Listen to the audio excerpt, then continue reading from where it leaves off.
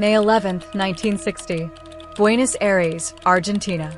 Mossad agents seize one of the most wanted Nazi war criminals in the world, Adolf Eichmann.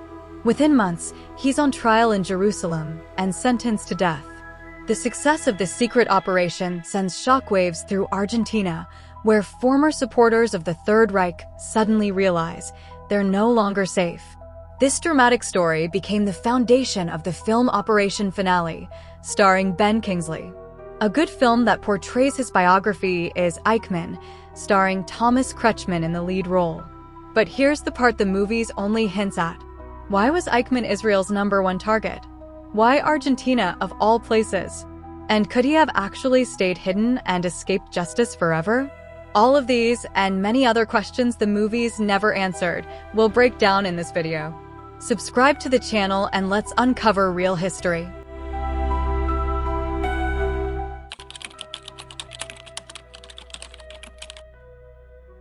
Otto Adolf Eichmann was born in Germany and raised in the Austrian city of Linz. From a young age, he aligned himself with nationalist ideology, and by adulthood, he had embraced key elements of National Socialism, including militant anti-Semitism. Many sources say that in his childhood Adolf Eichmann was called the Little Jew because of his short height, dark hair, and a characteristic nose. Did this fact have a significant impact on shaping his personality? Eichmann's political career began to accelerate in 1935 when, as a member of the SS, he was assigned to the Jewish department of the Reich Main Security Office. His mission was to develop strategies for what the regime referred to as the Jewish question. Initially, those strategies focused on forced emigration, pressuring Jewish communities to leave Germany and its annexed territories. These methods included orchestrated pogroms intended to terrify families into fleeing. At the same time, Eichmann held negotiations with Zionist organizations, discussing the relocation of Jewish refugees to Palestine, and even the ransoming of prominent prisoners in exchange for exit permits. Following the 1938 annexation of Austria, more than 128,000 Austrian Jews were driven into exile under policies coordinated by Eichmann and his office. Yet, despite these efforts, many refused to abandon their homeland. With the outbreak of World War II, the goal of removal was replaced with something far darker. Eichmann, by then an Obersturmbannführer roughly equivalent to a lieutenant colonel, led Subdepartment 4B4, unofficially known as the Eichmann Department. His responsibilities shifted to the logistical machinery of genocide, the deportation of Jewish families to ghettos, concentration camps, and eventually, extermination centers. He designed transportation timetables, coordinated secret train routes, ensured that no carriage returned to Germany empty, and oversaw the administrative system that fed millions into the expanding network of camps. In January 1942, Eichmann served as the recording secretary at the Wannsee Conference, where senior Nazi officials formalized the plan for the final solution of the Jewish question, the planned industrial-scale extermination of Jewish people across all territories controlled by the Third Reich. Eichmann was not merely a clerk. He was a coordinator, a central node, in making genocide function. He studied Jewish history and languages, not to understand a culture, but to dismantle it more efficiently. He visited camps and mass executions to evaluate the effectiveness of procedures. In 1944, he organized the deportation of Hungarian Jews to Auschwitz, even as the war was turning decisively against Germany. It was one of the fastest and most devastating mass deportations of the Holocaust. By the end of the war, more than 6 million Jewish lives had been taken by the genocidal system he helped build and maintain. Women, children, and the elderly were not exceptions, they were targets. Because of the scale and brutality of his actions, he became known as the architect of the Holocaust, and for that reason, he was the #1 target for intelligence agencies, especially Mossad, after the war ended. In the spring of 1945, in Altaci, Eichmann separated from his wife and the few colleagues still with him. He took on the alias Adolf Barth, claimed the rank of Oberstfreiter in the Luftwaffe, and was soon detained by American troops. A tattoo exposed his SS background, so he switched identities again, this time to SS Untersturmführer Otto Eichmann, and was transferred to a prisoner of war camp in Oberdaxton. By January 1946, former SS member Hans Frieselben had provided him with a reference letter to help him disappear into the Lüneburg Heath. The next month, Eichmann slipped out of the camp and, relying on past contacts, reached a secure hideout. He later secured forged documents under the name Otto Henninger, supposedly a merchant from Preenham Chiemsee, and found work as a lumberjack in Kohlenbach. When that business folded in 1948, he rented a small room in Altensaalscote for 10 marks a month, surviving by raising roughly 100 chickens and selling eggs. With assistance from Father Johann Corradini of Vipitino, Eichmann crossed into South Tyrol and hid at a Franciscan monastery in Bolzano. By 1950, supported by the German Catholic network linked to Austrian Bishop Alois Hudel in the Vatican, and traveling along the so-called Ratline, he reached Argentina. Ironically, that same Vatican network would later play a role, directly or indirectly, in helping investigators trace and identify him there years down the line. According to military archives, after World War II, around 9,000 Nazi officers and collaborators escaped from Europe to South American countries via the Ratlines. Chile accepted between 500 and 1,000. Brazil took 1,500 to 2,000, but the largest number, about 5,000, settled in Argentina, which at the time maintained close ties with Germany. The dictator Juan Perón, who declared Argentina neutral during the war, tried to please everyone. He instructed diplomats and intelligence officers to secretly create escape routes for Nazis through ports in Spain and Italy. Through these so-called ratlines, thousands of former SS officers and Nazi Party members were smuggled out of Europe. Church officials and Red Cross representatives were involved in hiding these war criminals and helping them escape. Attempting to assist Catholic refugees, clergy provided false identity papers, which were then used to obtain official documents from the International Red Cross. This is how Adolf Eichmann managed to evade justice. With a forged Red Cross passport under the name Ricardo Clement, he boarded a ship to Buenos Aires and reached safety. Later, a group of German lawyers studying South American records found that most Nazis who ended up in Argentina had done so using fake Red Cross passports. 40 years later, in 2000, Argentina officially issued an apology and expressed regret for providing refuge to Nazis after World War II. Was this apology too late, or better late than never? Let me know what you think in the comments below. Even though Adolf Eichmann thought he had disappeared from the world stage, several key mistakes and oversights ultimately led to his capture.